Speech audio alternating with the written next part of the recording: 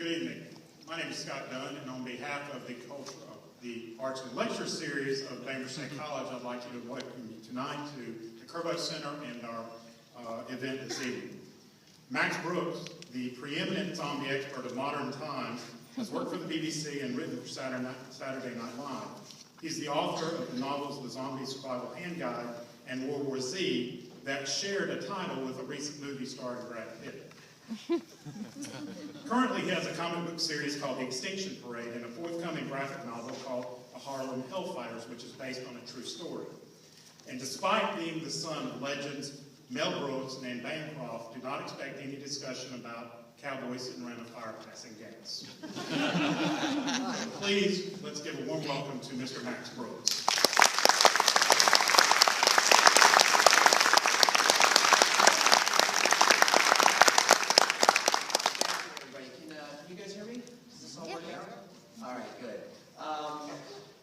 Let me start by saying that I'm going to talk for about 20-25 minutes, and I'll take your questions, which I think is much more interesting than hearing me talk.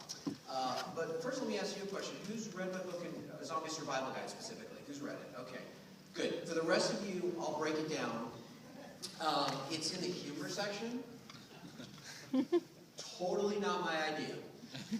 All right? And we'll talk about that later. There's ways to make lemonade out of that lemon. But right now, let me say that I never intended to write a comedy book, okay? I did not find anything remotely funny about being killed and eaten by zombies. I was terrified my entire life of zombies.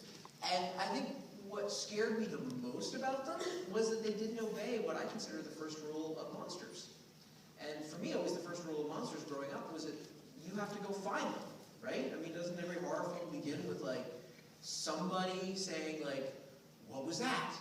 I don't know. I heard something outside. Let's go check it out. Well, you know, that's based on a truism. That's based on actually something very true. You know, when you write a story, you have to write something that speaks to you, that you say, oh yeah, this reminds me of my real life. And real life is, we are the dominant species on the planet. You know, we didn't start that way. You know, we started like this. But we have now become the dominant species on the planet, and we have therefore driven all these things that would eat us into these dark corners. So that's why every horror film has to begin with somebody going to those dark corners to go looking for trouble. You know, they have to go to the desert or the swamp or the abandoned summer camp.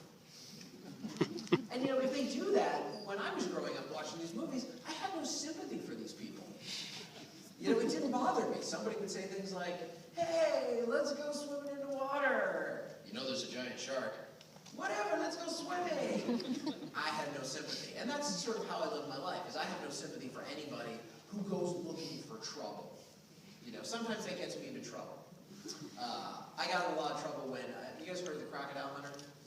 Yeah, I got in a lot of trouble when he died, and everyone was like, it's such a tragedy. And I was like, no. It's not a tragedy, that was his job. I mean, the guy actually chose to go hunting crocodiles. I mean, if he, you know, nobody forced him to do it. He wasn't drafted by the Australian Ministry of Crocodile Hunting. It wasn't like one day he went to his mailbox and got his draft notice and was like, oh, crikey. I mean, at some point, he did sit down and say, what do I want to do with my life? Do I want to go into medicine or law, or do I want to go into business? Nah. I'm going to spend the rest of my life poking dangerous animals with a stick. Okay, you know, and good for him. Wonderful. And so therefore, when he would do his crocodile hunting, and then he would, you know, one point he tried to go feel up a stingray and it killed him, stabbed him in the heart, okay, that's what you call an occupational hazard. But had he chosen something safe, had he chosen, say, to be Steve Irwin, the tax attorney, and he was just chilling out at home in Australia, just watching Game of Thrones, and there'd been a knock at the door, he said, oh, don't worry, I'll get it. And he'd gone to the door, and there was a stingray, and it jumped on him and stabbed him in the heart. That would have been a tragedy. And see, she got it. Yeah, she's like, yeah. And that's what's so scary to me about zombies, is that they don't start like every other, you know, horror story. You could just be home, chilling, watching Family Guy, saying, wow, this is nothing like The Simpsons. And suddenly they come for you. And they come for you like and not just like in the 5s and 10s. They come for you like in the hundreds and thousands and millions. And if you live in China or India, in the billions. And that's what was so scary. And I think that's very American for us. You know, we're what's called an isolationist country, which means like we don't like to get involved in other people's businesses.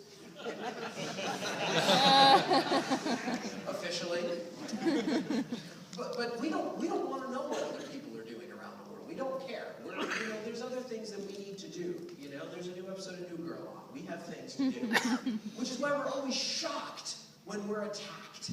We go, what? But I was minding my own business. I was watching NASCAR. What? And that's what I think is so scary for me about zombies, was the notion of somebody coming to you, trouble coming to look for you when you haven't gone looking for it. And I thought, all right, if trouble came looking for me, how would I do it? How would I really survive a zombie attack? And this happened. Now, some of you young people right here, like, you wouldn't understand this. There was a time called the 1990s. And it was a really awesome time. Okay? I mean, it was like, oil was cheap, and there were wars, but we weren't involved in them, so like, hey, the tree was crashing in the forest and we didn't hear it. The dot-com bubble was blooming. In the White House, things were blooming. It was a really good time, but there was a thing called Y2K. All right, and you probably wouldn't know what that means. Y2K was a thing where people thought that the computers were all going to reset New Year's Eve 2000 and just erase everything and launch missiles, and the missiles would come down on farms, and it would just be bedlam. And I'm not talking about like crazy survivalists that you see on doomsday preppers that like want this to happen. Okay, we're talking about grown-ups with jobs and lives, and they were getting freaked out. And all these survival guides were coming on the shelves, and one of them I went looking for. I thought, well, there's got to be one to fight zombies. Come on. And there wasn't, because everybody else was out having a life. And I thought, I don't have that problem. I'm going to write it. So I sat down to write Zombie Survival Guide, and I thought, okay, the first thing I realized I had to do was forget what you see in the movies. Particularly one that has the same title as well. Anyway, as you've heard, my dad's Mel Brooks, my mom was Anne Bancroft, so I grew up in Hollywood. And so I understood Hollywood. And I understood, more important than Hollywood, I understood entertainment. The point of entertainment, which is to keep you all, the audience, engaged. And when you tell a story, a fictional story, to keep your audience engaged, you have to have your characters make dumb choices. And that's really important. Because the dumb choices facilitate the plot, and it gets people moving, and it gets them into the story. Because if you had people making smart choices, you wouldn't have much of a story. You know, if I wrote a horror film and I had a bunch of like young, good-looking Caucasian 20-somethings at a summer camp, and it was night, and they heard something, and they went, "Wow, I heard something. What was it? I don't know. It sounded like it was outside. Well, don't go outside and check it out. That wouldn't be dumb. Everybody just stay inside and keep the lights on and, you know, lock the doors, and then when the sun comes up, we'll get in the car and go home." Great. Smart choices. But that would also be a 10-minute movie. So you have to build in drama. You have to build in the dumb choices to move the story along. You have to have the 20-somethings go, "Wow, I heard something. What was it? I don't know. It sounded like it was outside. Well, you go check it out by yourself, while me and this hot girl are going to go in this other room and do some dirty things." Okay, we move the story along. Great. But here's the thing. In this country particularly, I don't know about other countries, but I do know in this country, we have a national problem, which is we're really bad at telling the difference between entertainment and education. Okay? And we're starting to get our education more and more from our entertainment. Okay? And that's a real problem. And then what makes it even worse is that the people who are supposedly in charge of the education are starting to become more entertaining because they just want ratings. And that's really dangerous, particularly in the world of supposedly reality television. Because the whole point of reality television originally was to say, look, we're not going to do these sort of devicey things to be entertaining. It's going to be real. It's going to be educational. We're actually going to teach people things We're going to invent things like the Discovery Channel, where people can actually make discoveries. Yeah, not anymore. And that's really dangerous, especially on shows where they try to teach you how to survive. And there's one show in particular, and I'm not going to say the guy's name, okay, because that's not cool. I'm a creator, he's a creator, and that's not right to bust him on that. Okay, so I won't call him out by name. But I'll tell you, the show's about a man versus the wild. Okay, and that's really dangerous because he pretends. It's a pretend show. He wants you to think he's out there. I'm all out here by myself and I'm versing the wild. There's the wild and I'm versing it. No, he's not. He has a camera crew with him. Okay, which means that if he were to hurt himself, he could get medevaced out. Which means he can then do really exciting, cool things that are really good for television, but in real life would get you killed. Now look, if we as a society saw that and we were like, oh, that's okay, that's entertainment, I would never do that. This is the problem. People watch that show and they go, dude, that's exactly how I'm going to verse the wild. Yeah. When that happens, I'm going to verse the wild just like that English dude, yeah. And that guy's going to die. Because the problem is, even though things look exciting in movies, in real survival, which I learned while writing Zombie Survival Guide, real survival is all about the boring details that you specifically would never see in a movie because it's boring, but it would keep you alive. And when I first came out with Zombie Survival Guide, I would ask people, what would you want in a zombie outbreak? And they would say, oh man, well, I'd want like a really big gun, because it's America. And I would want like maybe a motorcycle, or I'd like turn my mom's like Chevette into a tank. Oh, and I want a lightsaber because I saw it on YouTube. Yeah. And I'd be like, no, you do not need that. The most important thing you would need in a zombie attack, or indeed any kind of disaster survival scenario, is water. Because you aren't going to be shooting or driving or lightsabering the whole time, but you are going to be losing bodily fluids. And more than 4 days without bodily fluid, your body really starts to shut down. And look, I understand that. I understand why you would never see that in a movie. It would be boring, okay? You would never see a zombie movie where somebody dies of dehydration. How would you even put that in a movie? Come on, we gotta get to the helicopter. Oh, my head. Oh my God, that's why my urine was so yellow. I'm so dizzy. Oh, I must be dehydrated. Oh, I'm just... No, you go on without me. Brad Pitt.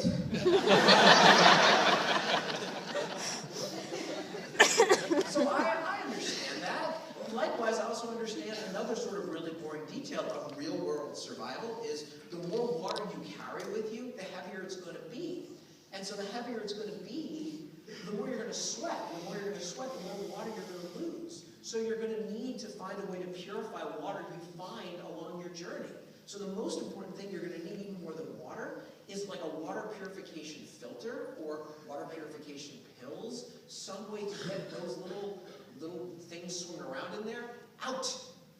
Because if you do drink from a puddle or a ditch, you're going to be in a lot of trouble. And look, I understand. Once again, you would not see that in a movie. I don't even know how you would put in a scene where somebody drinks out of a puddle and poops themselves to death. I mean, how would you do that? You'd be like, come on, Brad Pitt, we gotta get to the helicopter, let's go. Oh. I really shouldn't have drunk out of that puddle. Wow. John diarrheaed himself to death. Well, I'm still Brad Pitt. But that's literally what would happen in any real disaster, zombie or otherwise scenario. For every person who would like die of a zombie attack, you would have 10 people who would die of like starvation, dehydration, somebody who would say get cut and wouldn't treat the wound and they would get gangrene. There's all these little details. So I tried to put this into Zombie Survival Guide. If you learn nothing else from the book, you learn how to get away from the cool stuff and you learn how to think rationally. You learn how to really sort of do steps and think, well, what could really go wrong? I mean, like, look, for example, when I talk about, like, what self-defense weapon would you use? All right, I understand. In America, everybody loves guns. Statistically, there's as many guns in this room as people. I get it. Yay. But here's the thing. Guns need bullets. Okay, the bullets are the actual weapons. And when you run out of bullets, what are you going to do? Just hit them with it? I mean, this is not something you see in movies or TV shows because it's not cool. But the truth is, in real life, you want something that wouldn't need to be reloaded. All right? You want some sort of hand weapon, or what we refer to in the Dungeons and Dragons community, a melee weapon. And you know, it's usually like, oh, she got excited. Yeah! This one nerd. She's done, oh, one other dude's like, yeah! Oh, yeah, another dude. And that dude, I should point out, came here with another dude, which is fine. No, that's only, look, we're nerds, all right? We get it. And times are changing. Like, you go to Comic-Con, nerds have, like, hot girlfriends now. Not when we were kids. Wow. When did that happen? People are like, wow, you know, gays can get married, there's a black guy in the White House. I'm like, yes, so what? Nerds have girlfriends now.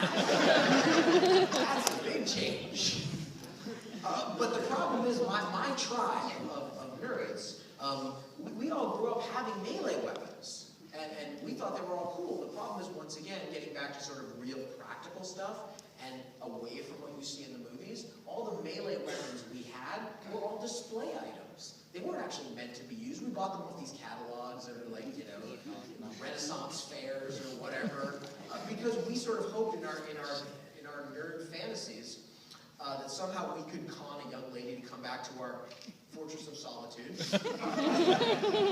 also known as our mother's basement. And we thought if we had like the sword on the stand, we'd be like, look, Aragorn. And the truth is, that doesn't work. All these sort of fantasy weapons that you see are meant to look good. They're not meant to be used. You would need something practical. And the truth is, there actually are real melee weapons out there, but they're not weapons. They're tools. And this is really important because before I'm a zombie nerd, before I'm a sci-fi nerd, I'm a history nerd. That's how I grew up. I grew up studying history. I thought it was really interesting, you know, weird. And if you haven't studied history, it's okay. It's not like it's going to repeat itself. And what I learned about history, I thought was actually really interesting, that most weapons did not start out as weapons. They started out as tools because most people, and this is going to come as a shock to you guys, wars tended to be fought by really, really poor people who couldn't afford weapons. Granted, they were fighting for rich people, but they didn't have weapons of their own. So they had to use whatever they were using in the fields, and it became weapons. They became weaponized. You know, nobody... All right. A long time ago, in a rice paddy, in a place called China, there was some farmer. And he was threshing the wheat, you know, or sorry, not wheat, rice. All right, he had a rice, and he had to get the rice out, and he wasn't sure how to do it. So all he could afford was a stick attached to another stick, maybe with a piece of chain, and that was it. And he did that, and the rice came off, and it was great. And I'm sure his friend was like, "Dude, we got to go to war." And he was like, I can't go to war. I don't have weapons. All I have is like a freaking stick attached to another stick. What am I supposed to do with this? And his friend was like, oh, whoa, careful. You're going to hurt somebody with that. And he was like, oh, hey. What are we going to call it? Well, you're right. You can't call it a stick attached to another stick. Nunchucks. Yeah. And that's how weapons really came about. Nobody invented the battle axe. They invented the axe. And when Bjornson the Viking was chopping a tree, he just, I have to go to war, it is a battle axe, yeah.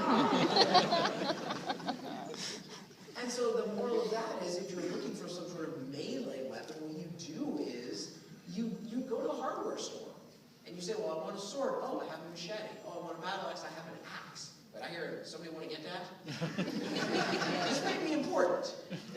What's the score? I was, I'm not into sports, but everyone else is, so what's the score? I'm like, what do you care? You're not going to win anything. So that's what you learn when you study history, is, oh, the things that we take for granted started as something else. So if you want your melee weapon you get yourself a tool. Because also, in a disaster situation, your weapon should also have multi-uses. Like where I grew up, I live in Southern California. I live in a faraway land called LA, which there's absolutely no logical reason for that city to exist.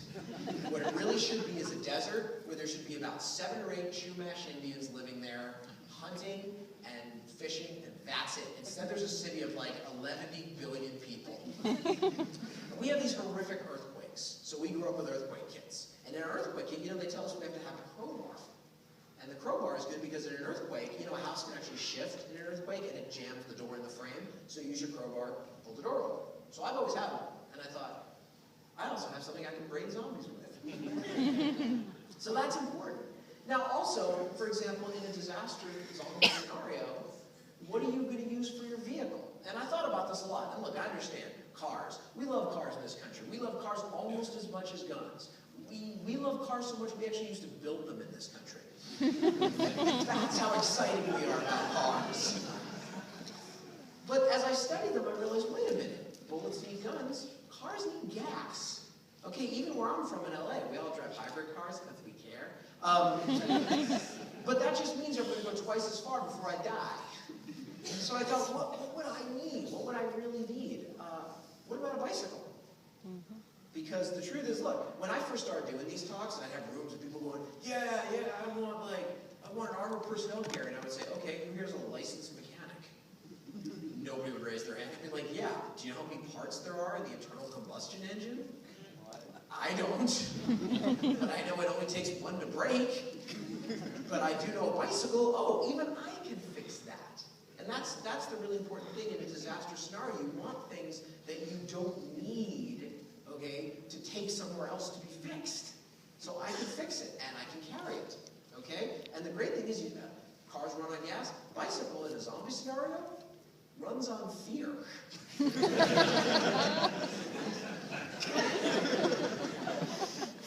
So these are the kind of things you would really need in your zombie survival kit, along with a lot of other things you would never see in a movie. Like, it's really good to have an emergency blanket made of mylar. You'll see them. They literally look like tinfoil. And they're like this big, but you unroll them, and it's like, wow.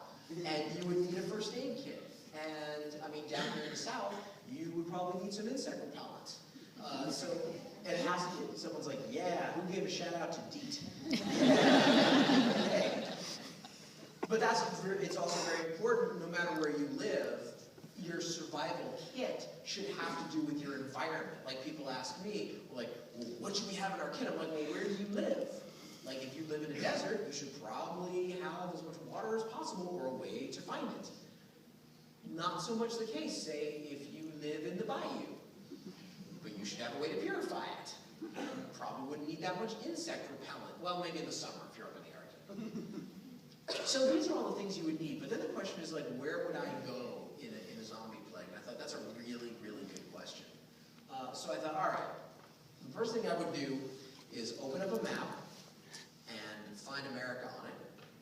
And I was very proud because I was ahead of the national statistic. I thought, I don't want to go someplace really far away. Because the truth is, look, in this country, everybody thinks I would go into the wilderness. All right, everyone's like, yeah, I want to go to the wilderness, yeah. No, there's no more wilderness. And I know this place is very rural. I drove through, I was like, wow, there's a lot of trees. No. There's no wilderness. There's just places that people don't live anymore at the moment. All right, most people live in cities. When, there's a crisis, those cities are going to empty out, and people are going to come here to the wilderness and the rural areas. They're going to eat everything, and then they're going to eat each other. And so you want to get out, right? Because think about this. How many people are there on the North American continent? The United States has 300 million Americans. Right? Mexico has lots of Mexicans. And Canada has a heck of a lot more Canadians than they want us to believe. So you put us all together, Americans, Mexicans, and the snow Klingons up there. Yeah, I said it. That's a lot of people. So if you were actually going to go somewhere, you'd think, well, I would want to go somewhere that nobody else is. And that means like someplace really far with a really, really harsh climate, someplace that's like really hot or cold or jungly. And the good news is, not a lot of zombies, not a lot of refugees. The bad news is, you're really gonna have to fight the environment. The environment's really gonna be your main enemy. Once again, back to what I was talking about these reality shows. Yeah, no. We're gonna die. And I realized in order to truly survive in a hostile environment, you had to do two things, which are very un-American at this point. They seem very weird to us in our culture. And the first thing is, you have to learn from the locals. Because there's a study called anthropology, and it's the study of like how people live in other places, or even our places. And when I got into it, I learned, wow, humans are amazingly adaptable creatures. It doesn't matter what environment we have anywhere else in the world, some group of people has managed how to survive there. They've managed how to thrive. So you should listen to them, and you should talk to them. And that's very un-American.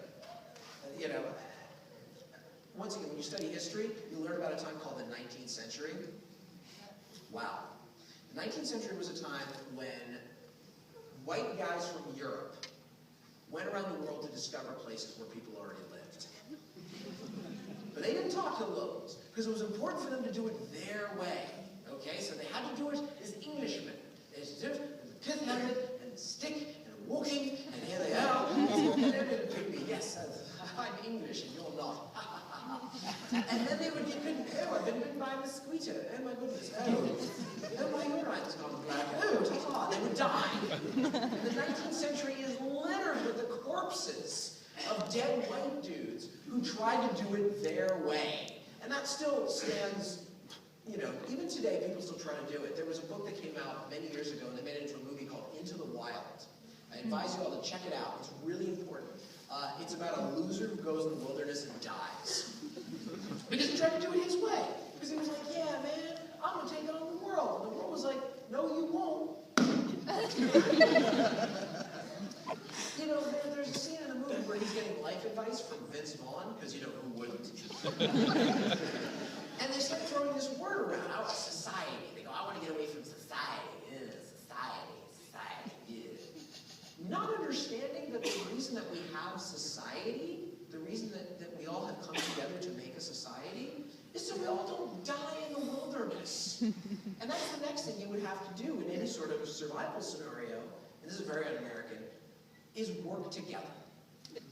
I know, weird. Some people make someone, she's uncomfortable, she's giggling out of nerves. She's like, wow, wait a minute. Is he French?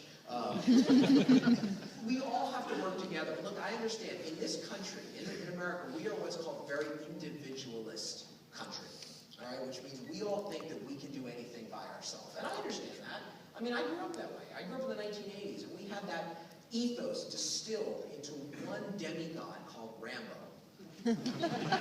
We loved him, right? Remember him? Remember how cool he was? He was so cool he didn't even need a shirt. He didn't even need to speak English. Just, hey. He had a big gun and a mullet. Hey. And that was fine. Good for Rambo.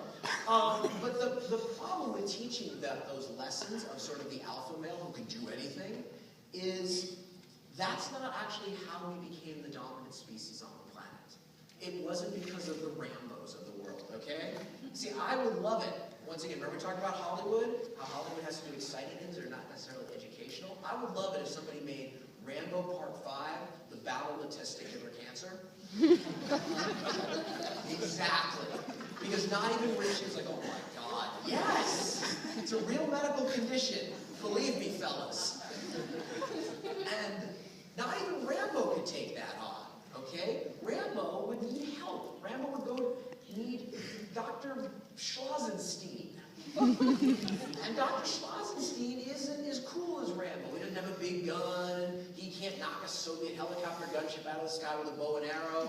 And if you tied Dr. Schlossenstein to a bed and turned on the electricity, he would whimper and cry. But let me tell you something. Dr. Schlossenstein knows how to take care of testicular cancer. Because he's what's called a specialist. And that's really important. If you take nothing else away from this, take away from the fact that the reason we are the dominant species on the planet, the reason we actually have invented this artificial cave and we're standing here under artificial sunlight.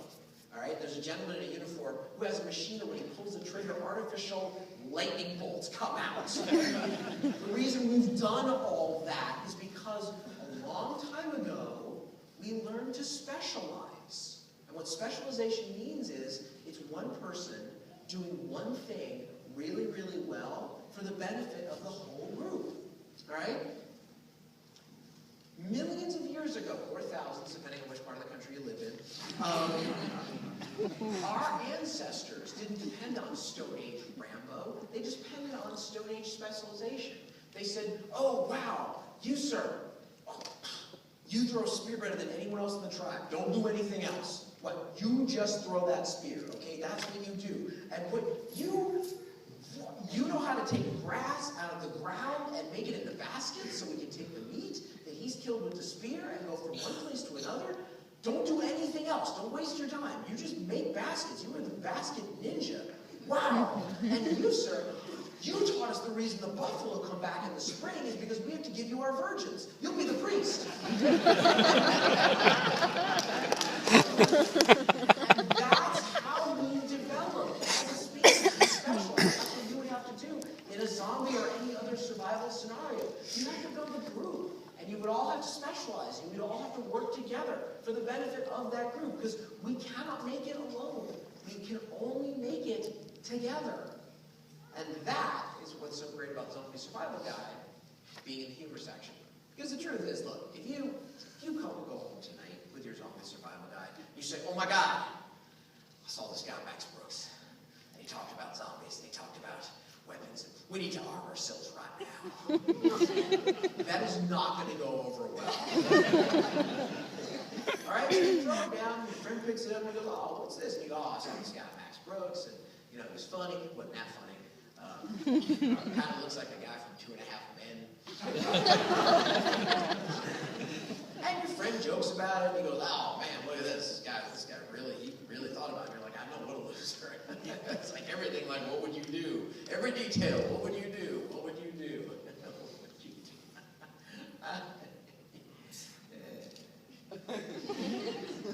What would you do? And that's how you get them. You get them slowly and happily with a laugh and a smile. Just like Scientology. Now, at this point, I'd like to open up the floor to questions, because I think that's much more important to hear what you guys have to say. So, now, men, I'm going to throw something out at you. It's going to make you feel good. Don't be afraid if you're shy. This, especially young man, you guys, listen. There's actually been these big psychological studies done about dudes, and they found out that while a woman's #1 fear is physical pain, duh, you know what ours is? Looking like an idiot.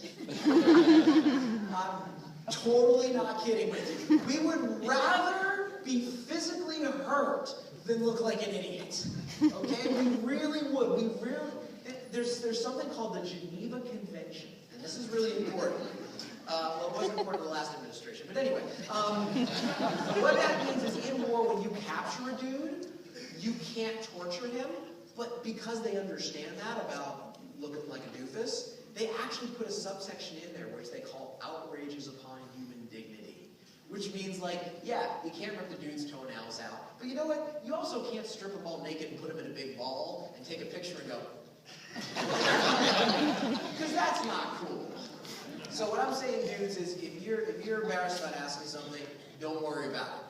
Just tell your lady and she'll ask. So here's the first question. Yes, young man. If you were in a zombie apocalypse, how would you prepare? How would I prepare? Okay, now that's really important. What's your name? Charles. All right. Well, Mr. Robinson, here's what I would do. The first thing I would do is be prepared beforehand.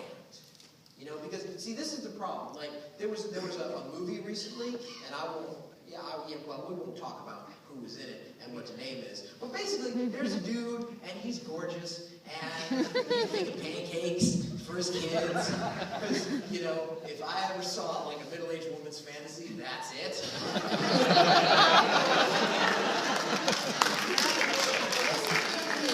Wow, I mean, yeah, no, okay, she said, I'm also doing the dishes. Oh, we didn't show that scene. That was left on the cutting room floor. No, 50 Shades of Grey, yeah, that's cute. No. It's Brad Pitt and making pancakes. So then they're in the city, and then suddenly the whole world goes to hell. Brad has not prepared, but in movies, there's something called a deus ex machina. That's a weird sort of Latin term, but really what it means is like fortunate things happening to characters. Like, oh my God, we gotta get out of here quick. Oh look, here's a camper. Wow. And here's the keys. And the little girl's like, Daddy, does this rifle help us? Yes, it does. Yeah, see, in real life, that doesn't happen. So in real life, you actually have to have that stuff already ready. So that's what I would do. Like, for example, growing up in Southern California, I have a zombie kit. I don't call it a zombie kit, I call it an earthquake kit. And in it, I have everything I would already need. And more importantly than the kit, I have a plan. See, like my wife, my son and I, and the 2 dogs, and my dad, and we have a plan of like, where would we meet and what would we do? And, and we actually train for it and we talk to each other. Like, well, if this were to happen, I say to my son, how old are you? You're 9? Okay, yeah, my son's like, he's almost your age. He's 8 years old. And we sit down with him, we're like, well, if the ground is shaking, here's what you do. So that's how you would survive. You would have a kit, all the things you think you need, and you'd have a plan. What do you think you would do? So I hope that answers it. Anyone else? Yes, sir. Was the old guy in Jerusalem your dad? Was the old guy in Jerusalem my dad? You mean in the movie? Yeah. You know what my dad looks like. You mean, was he based on my dad? I know he looked like your dad. In the movie. No, that was not my father. That was like the Israeli Tony Bennett or whatever. Anybody else? Yes, sir. What would you do about antibiotics? What would I do about antibiotics? How would you do? Have them! Zombie apocalypse, that would probably be hard to find. Yes, that would be very hard to find. And this is another thing. See, the thing is, in a zombie apocalypse, and this is very important, there are some people in this country who want a zombie apocalypse to happen.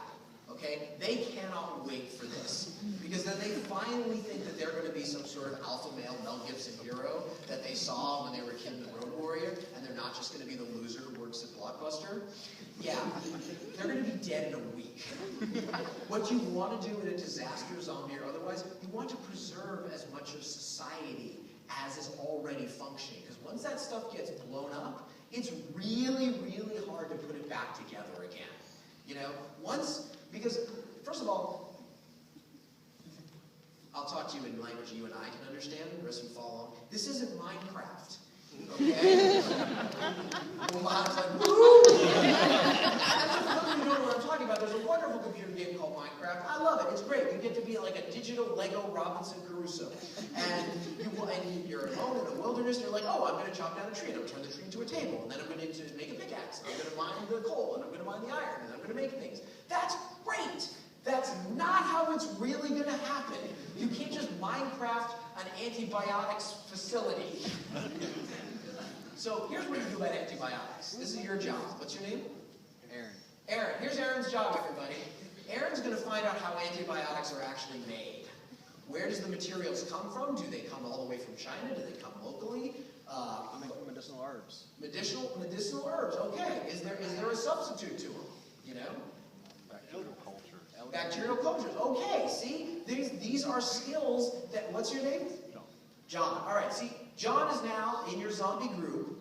John is your bacterial cultural specialist. That's what he's not going to do anything else. You're going to say to him, John, put down the crossbow. Get back to the petri dish. All right? Because we've got an outbreak of something, and we need those antibiotics right now. And then what's really important also is this gets into something I talk about in World War Z, which is there's no such thing as local.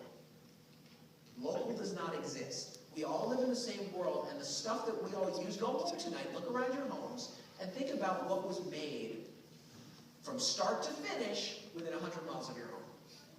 It's going to be a hard thing to do. Because it's true. Everything is global. I mean, now, I don't know about you guys, but I study a lot of the Mountain Men era. Guys who, Jeremiah Johnson, they go over to the wilderness, with the musket, and they shoot the buffalo. And if you actually look at a Mountain Man's kit, it's literally like tea from China.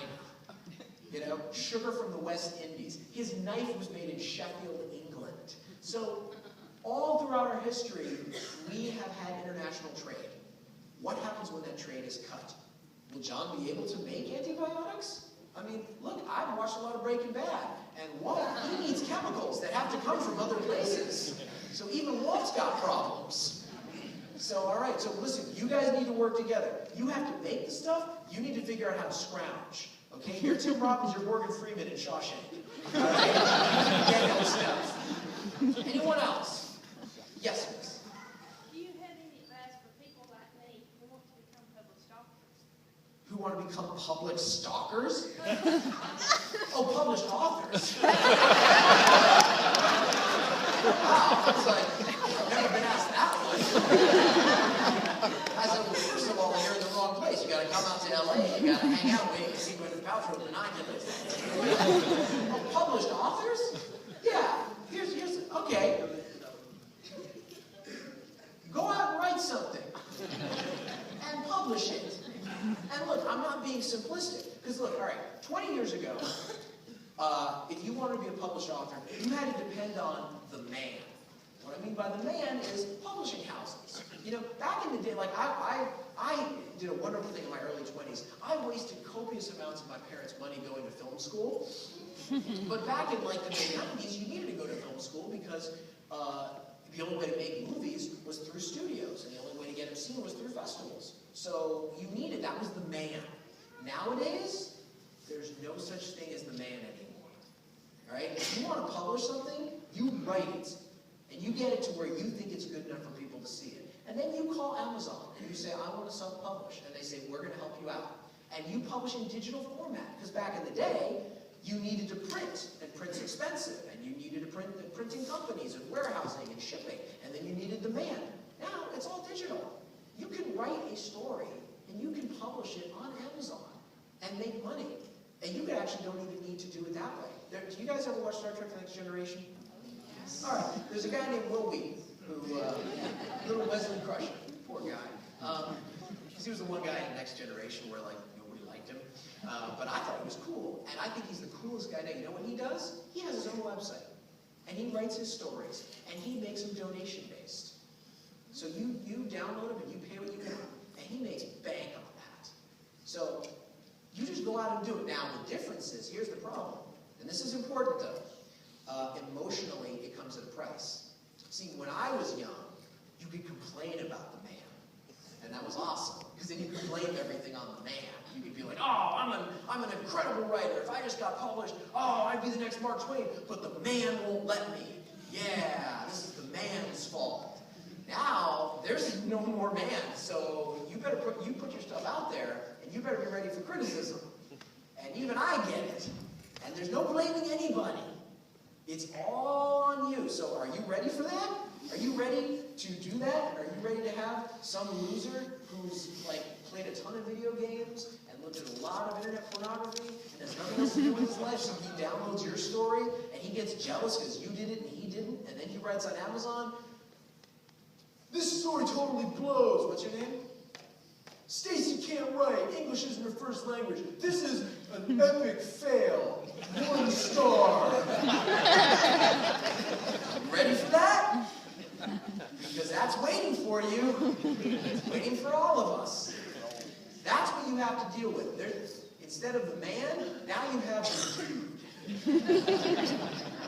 So that's what I say if you want to be a published author. Anyone else? Yes, sir. Yeah.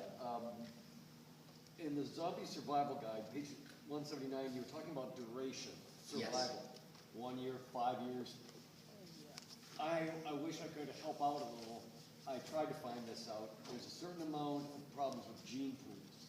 You want smaller groups, right? But after a couple generations, the human... This is he brought up a really good point. There's a word I'm going to throw out. You see it acted out on Game of Thrones every week. It's called incest. Okay, and this is actually this is part of a bigger story. You know, we have cultural taboos in this society, and every society has cultural taboos. Okay, well, that all happened for real reasons. Nobody just woke up one morning and was just like, incest should be wrong because it's gross. No, somebody was like, wait, this family, all the brothers and sisters are marrying each other, and all the genetic disorders that they all have are getting concentrated, not diluted. So therefore, if they have a genetic proclivity to having 4 heads, that's happening a lot in this family. This family is marrying other people. They're going out and they're spreading the gene pool around. So whatever their genetic disorders are getting diluted and they're reducing the chances. I'm going to write this down and make it a cultural rule. So yes, in a zombie plague, I mean, personally, what's your name? Jeff. All right, Joe? Jeff. Jeff. All right, Jeff, I don't see how in a zombie plague breeding would be on your mind, but, oh, so after 5, all right, so here's what you know. After 5 or 10 years, Jeff's going to be like, yeah. It's been a while. But that's important. That's important. So Jeff will learn, like, you have to spread the gene pool out. I mean, which is the funny thing is, you know, in this country we have this group of people called racists, and they talk about racial purity. I want to keep racially pure. Yeah, you know what racial purity means? It means people having genetic disorders. There's places like Iceland where there's literally 50,000 people and they're all related because they're all descended from like 7 Vikings. So basically, and scientists actually go to Iceland to study genetic disorders because there it is. So whenever anyone talks about racial purity, what they're really talking about is like Tay-Sachs disease and all these weird things. So good for them. So Jeff, this is a very, very anthropological, long-winded way of saying, like, when it comes time for you to breed, find someone who doesn't look like you. Everyone else. Yes. Oh, The Walking Dead. I love that first season. The first season was amazing. And then you know what they did? They fired the guy who created the show. Yeah, what? Okay, here's what you all need to know. There was a comic book. It was called Walking Dead. It was amazing, but it was a comic book. How many people read comic books? There's like us nerds and Minecraft and okay. You guys are all in the minority. Alright? Y'all think you're the majority, but we're in a bubble. We are the nerds. We're like the Fox News Tea Party version of nerds. We're the minority. No, we're not. Alright? So nobody reads comic books. Then this man named Frank Darabont created a little movie called Shawshank Redemption and The Mist and The Green Mile. He took this comic book and he made it a TV show. And it's a national sensation. And this is Hollywood 101. You know how AMC rewarded him? They fired him. Because they didn't want him getting all uppity. They didn't want to have to deal with him. They already had to deal with Matthew Weiner from Mad Men, and they had to deal with Vince Gilligan from, you know, what is it, Breaking Bad. They're like, oh, we don't want another one. You're gone. See, now, for up to me, I'd give the dude a statue in Washington, D.C., on the wall, right next to Martin Luther King. There'd be Dr. King like this, and then there'd be Frank. Anyone else? Yes, sir. Extreme paranoia equals survival. Does paranoia equal survival? Yes. Yes and no. Look, paranoia is like anything else. Paranoia is like any other tool, okay? A tool can help you build a house. A tool can also chop your hand off. All right? I'll give you an example of good paranoia, bad paranoia, okay? You're watching TV, you see something on the news, the real news, that doesn't seem to make a lot of sense. And you're like, oh, maybe I should go research that. I should go look at the other news, because my spider sense is tingling, okay? That's good paranoia. That's like, I want to learn more about this thing, because it might blow up into a real crisis, and I would like to know, okay? That's good paranoia. Bad paranoia is the middle of the night, shh, what was that? And then before you know, aha! And you've just blown away your dachshund. That's bad paranoia. Anyone else? Yes, yes. This is kind of on a different tangent. No problem. What drew you to the post-apocalyptic storyline, and why do you think that's become so popular when, like, in the 60s we had Star Trek, which was a utopia? Oh, that's perfect. All right, that's a great, great question. I can talk about me, but I think the reason I think zombies are becoming popular now is because we're living in uncertain times. All right, we're living in very uncertain times. Now, there's a couple people here with gray hair or no hair, and they'll tell you there was a time called the 1970s. All right? Because first there was a time called the 1960s, the time of Star Trek, Utopia. Hey, everything's going to be great, and we're putting a man on the moon, and everything's going to be wonderful. and we're going to live on the moon, and utopia. And then the 70s came along, and there really was a sense among a lot of people that the system was breaking down. It was nothing they could put their fingers on. It was very subconscious. It was just this feeling of like everything they grew up with that made up like the world that they knew was falling apart. And because of that, you started getting a lot of apocalyptic movies, because I think it's human nature for us all. When we start worrying about anything, it doesn't have to be the apocalypse, it could be anything. You get sick, you wonder, when could I die? So I think people were wondering, well, what's the end of that worry? Like, what would the apocalypse really look like? And so you started getting movies like Soylent Green, Charlton Heston, it's people! And, you know, and Omega Man with Charlton Heston, and Planet of the Apes with Charlton Heston. Clockwork Orange. You know, coincidentally, you started to get zombie movies. Because what was interesting about zombie movies was they allowed you to watch society breaking down, but because the start of it was something fake, it made it okay. You know, because the thing is, it's human nature to want to look into the worst case scenario, but it's also human nature to want to look away. You know, I mean, it's human nature to be like, oh, I have a lump right here, I should go see the doctor. Yeah, I should go check that. No, I'm not going to go see the doctor, get this checked out. So if you see an apocalyptic movie, like where society's falling apart, but it's based on something real, like a real plague or a real war, that's, whoa, no, check please. But if it's because of zombies, oh, that'll never happen. That's totally fine. And that's why I think zombies are popular again, because we're living in uncertain times just like we did in the 1970s. You know, in the 1980s, things kind of got back to normal, unless, of course, you lived in the inner cities, in which case things got really worse. But that's all right. The rest of us were fine. And in the 90s, things were great. Remember? 90s. Great. Woohoo! Oops, I did it again. Yeah! It was a good time. But then things started to go south. And I think people want to know what this is all going to look like. But zombies allow us to view it in a safe way. Anyone else? Yes? Animals in the apocalypse, are they going to turn? What about, all right. She asked, animals in the apocalypse, are they going to turn? Are you asking if you have like a favorite pet? Well, I have several favorites. Oh, like what are your favorite, what are your favorite pets? Isis, my weenie dog. Oh, Isis. Okay, though, look, here's the good news. In a zombie apocalypse, little Isis is not going to get turned into a zombie, okay? She's just going to die. Anyone else? Yes, sir. How do you feel about the Zombieland movie? Oh, Zombieland? Oh, did you guys see Zombieland?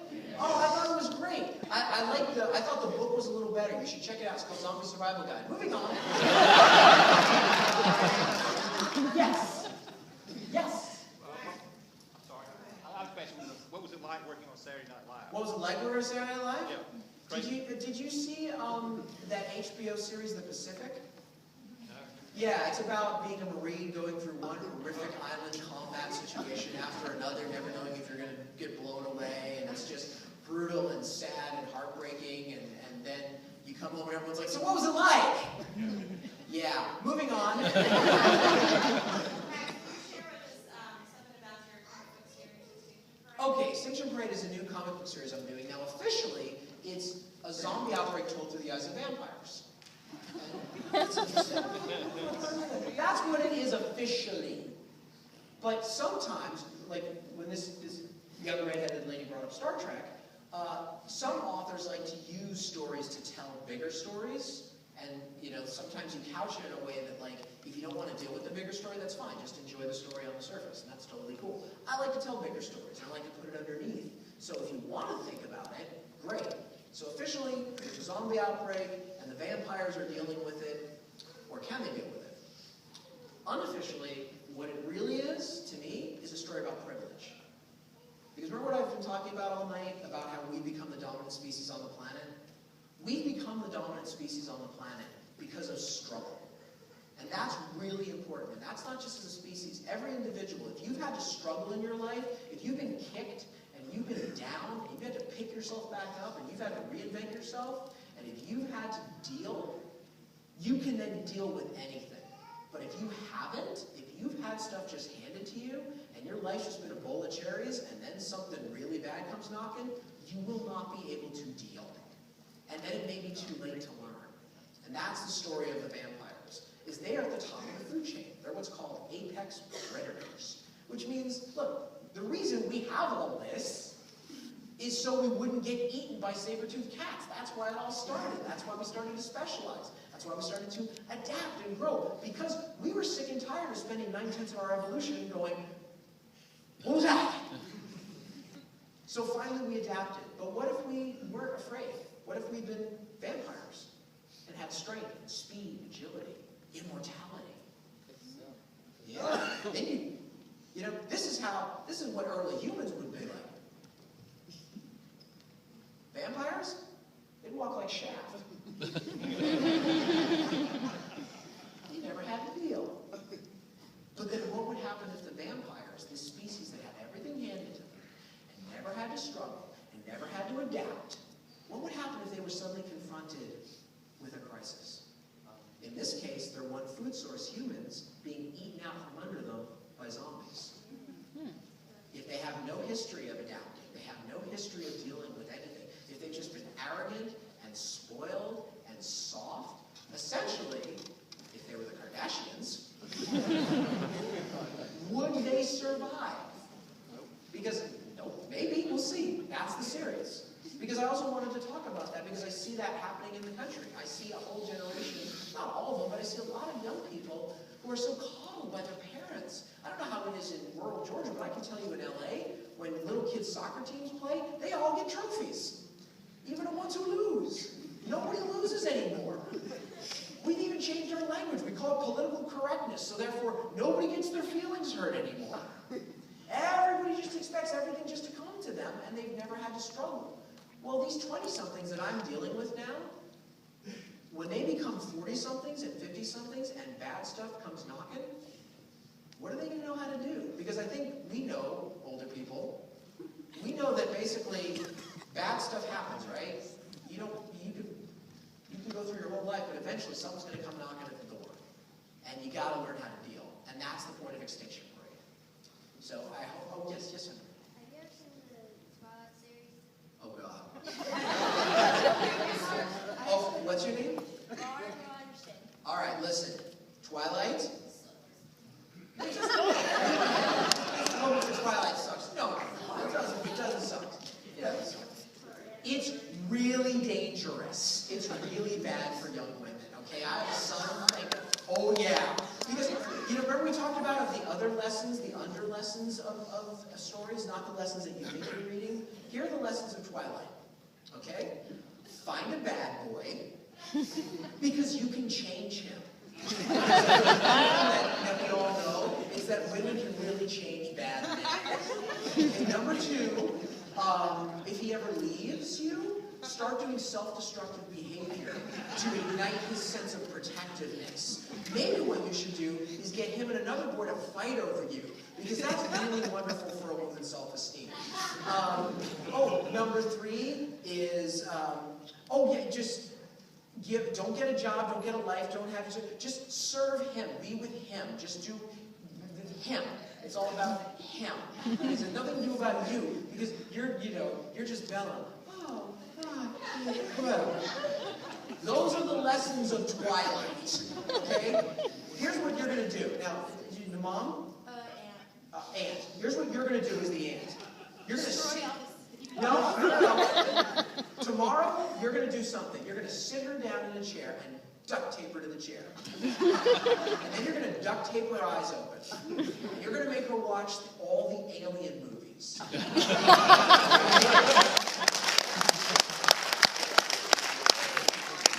you're going to say, this is Ellen Ripley. And this is who you're going to grow up to be. Not Bella. You're going to be Ellen Ripley. Okay? Young lady, yes. Yes, you. Okay? Amelia Earhart did not wait for Edward. Moving on.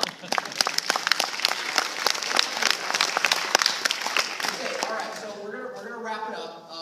We'll take one more question. You young man, yes.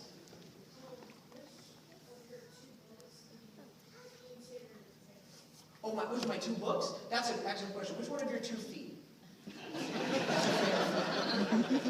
When you're a writer, you can't choose. There are different things. Like Zombie Survival Guide is zombie preparedness, which is a metaphor for disaster preparedness. World War Z talks about sort of the bigger issues that face us on this planet.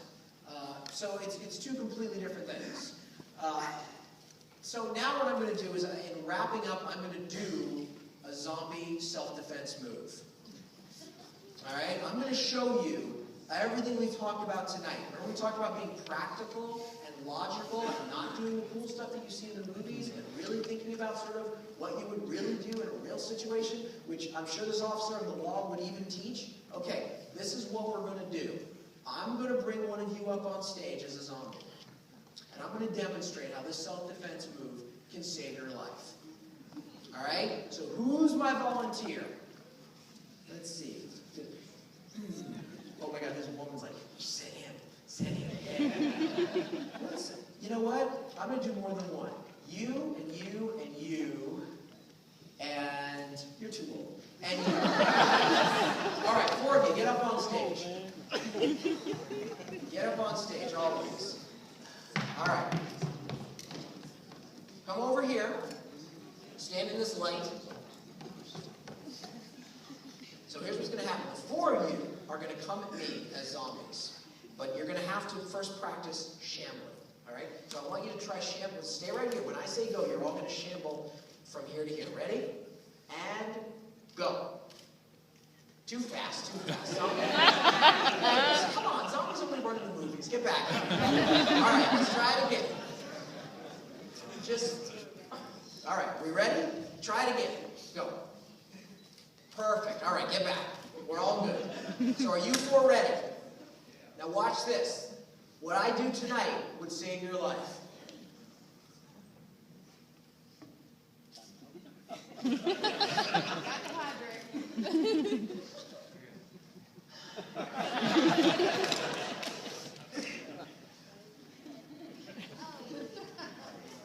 Wait a minute.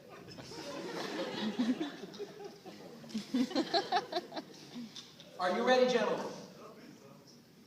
Are you all ready? Yes. And shamble. Good night, everyone.